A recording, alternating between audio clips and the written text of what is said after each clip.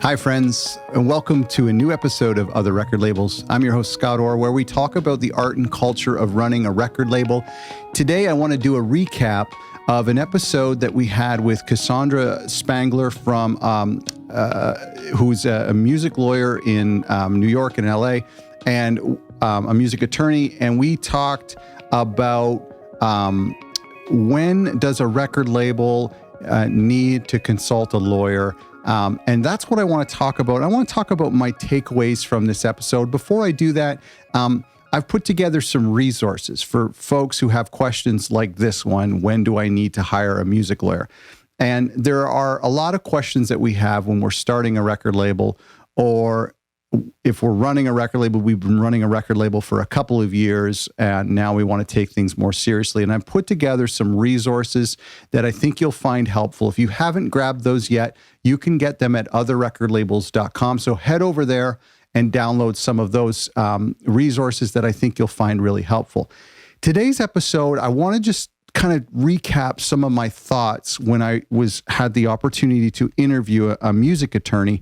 And, I know we talk to a lot of labels on this show who are kind of doing these side hustle labels and labels that are just kind of these little passion projects, and perhaps they don't generate a lot of profit or no profit, or a small amount of revenue. And so taking on a huge expense like hiring a music lawyer is very daunting, and it's risky. And I've talked in the past on other videos and episodes where, and I haven't recommended that you avoid that type of thing, but it's something to consider, is just being very careful when you spend money. And I've had a lot of people email me or DM me privately and say, do you think we should register our name?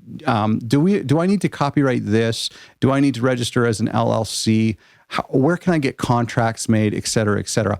And there's been a lot of talk about this in our discussion group on Facebook, which, by the way, if you can get that from our website, otherrecordlabels.com, just come on over and ask to join.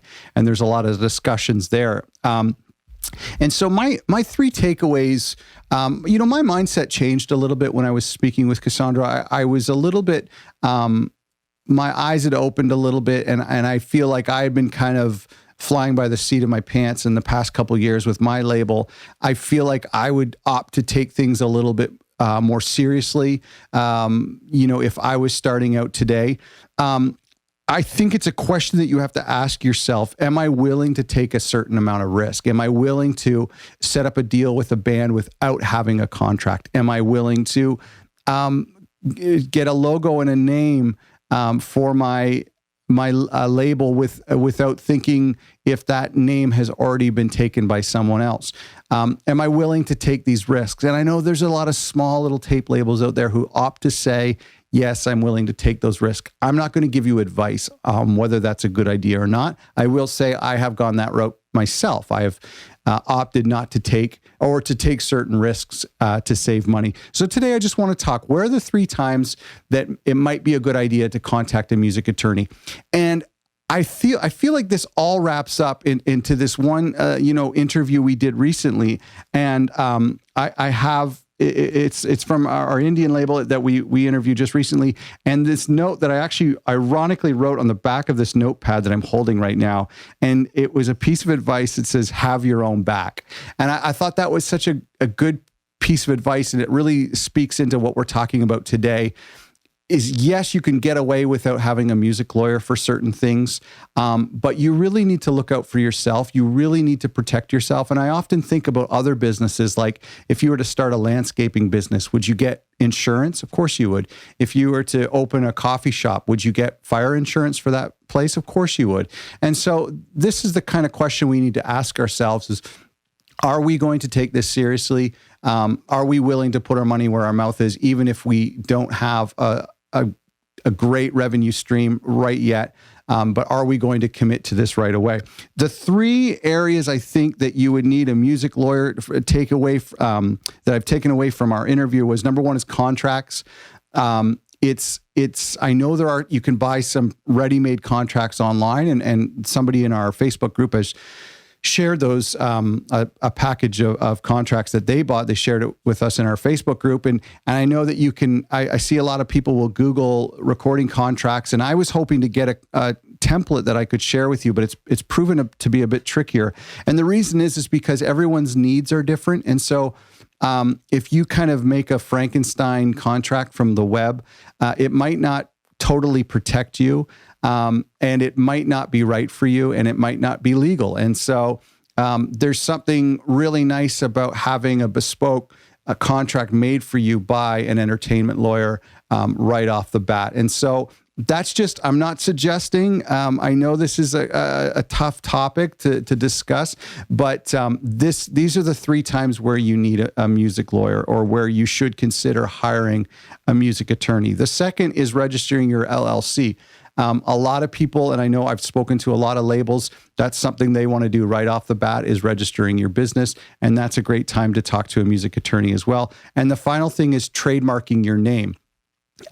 This is something that can be tricky. I mean, you should go to a trademark website and search the name that you're looking for and see if there are other people in the music space, because you really want to be careful that you're not stepping on anyone's toes and getting yourself in trouble. And it goes back to this quote that one of our guests shared a couple of weeks ago, is have your own back, is to make sure you think about the safety of yourself and of your career and of your business.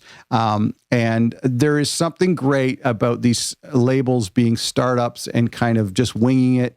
And I'm of that mindset too. And everything we preach about on this show kind of leans and speaks to that. But at the same time, if we want to take ourselves seriously, and I know the big labels that we've had on the show, they have music attorneys, and everything they do involves attorneys. And so there's something great about how flexible startups can be. But there comes a time where we really need to ask ourselves, should I stop taking such big risks and start to take myself and my label more seriously and contact a music attorney? I'm going to leave those decisions up to you. I'm not going to recommend one way or another. It was such a great privilege to have a music attorney on the show.